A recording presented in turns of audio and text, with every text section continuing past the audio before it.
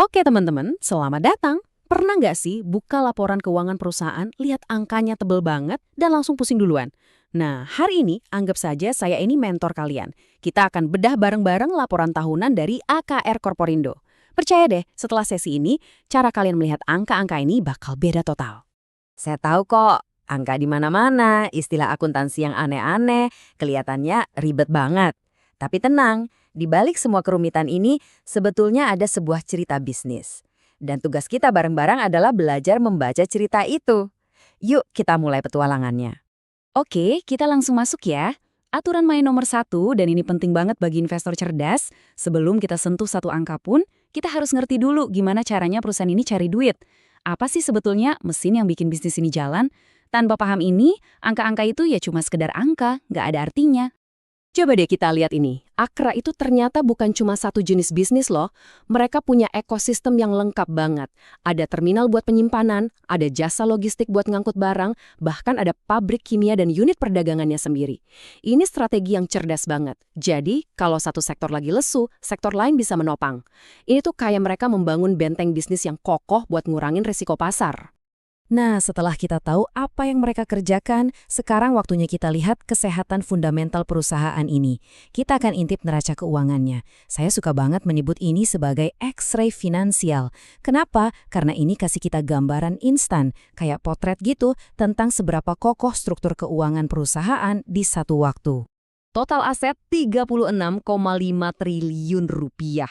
Wow, ini bukan sekedar angka teman-teman. Coba bayangin, ini adalah nilai dari semua terminal tangki, kapal-kapal, dan pabrik yang kita lihat tadi.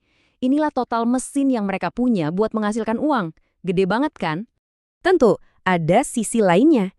Ini dia, utang atau liabilitas sebesar 21,9 triliun rupiah. Punya utang itu wajar kok dalam bisnis, biasanya buat modal beli aset-aset tadi. Pertanyaan kuncinya adalah, aset mereka yang segitu gedenya cukup kuat nggak buat menutupi semua utang ini? Yuk kita bandingkan. Dan ini dia gambaran kesehatannya. Jelas banget kan, asetnya jauh lebih berat daripada liabilitasnya.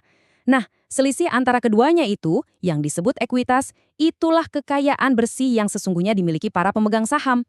Punya fondasi sekuat ini tuh bikin kita tenang. Artinya, perusahaan ini punya bantalan yang tebal kalau ekonomi lagi goyang. Oke, X-ray-nya sudah, hasilnya sehat. Sekarang, mari kita lihat gimana performa bisnis ini selama setahun ke belakang. Kalau tadi neraca itu ibarat foto X-ray, nah laporan laba rugi ini ibarat rapor tahunannya. Ini yang menunjukkan seberapa jago perusahaan mengubah operasinya jadi keuntungan. Ini dia angka paling atasnya.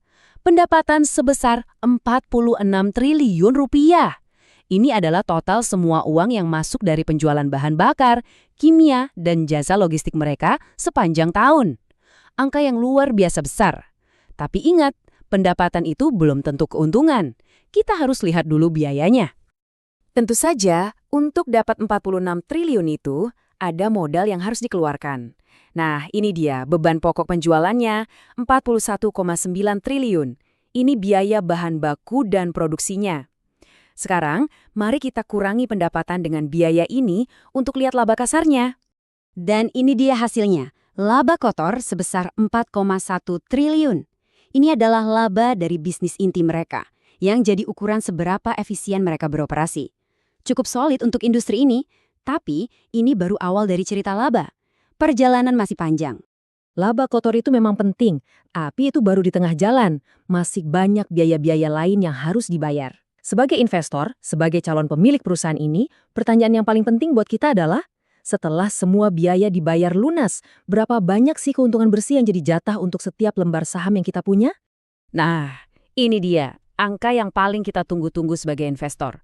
Laba per saham, atau EPS. Angka inilah yang nunjukin secara langsung berapa rupiah keuntungan yang jadi hak kita per lembar saham. Dan lihat deh pertumbuhannya, naik dari 112 ke 125. Artinya apa? Artinya, mesin bisnis Akra ini nggak cuma besar, tapi juga makin efisien dalam mencetak keuntungan buat para pemiliknya. Ini baru namanya musik yang merdu di telinga investor. Baiklah, kita sudah membedah 3 bagian utama dari laporan keuangan Akra. Perjalanan yang cukup panjang ya. Sekarang, biar semua informasinya nempel di kepala, mari kita rangkum jadi beberapa catatan kunci yang bisa kalian bawa pulang. Jadi kesimpulan dari rapor Akra gimana? Penjualannya dapat nilai A, model bisnisnya yang macam-macam A, kesehatan keuangannya wah ini A+. Dan yang paling penting, pertumbuhan laba buat kita sebagai pemegang saham juga dapat A.